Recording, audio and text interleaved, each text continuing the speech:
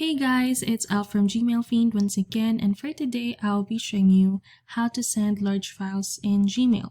So Gmail actually has an attachment size limit, which is 25 megabytes. So once you exceed that, then instead of adding an attachment, it would automatically include a G Drive link where your attachment will be included. So for example, you have just one file which is 25 MB, but it doesn't exceed 25 MB, then it would just be the regular attachment.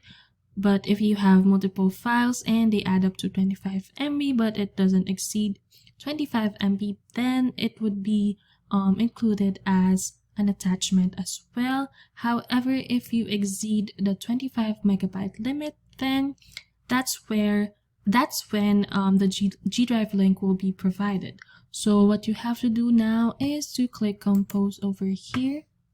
Let's just maximize that, and let's choose a large attachment from my downloads.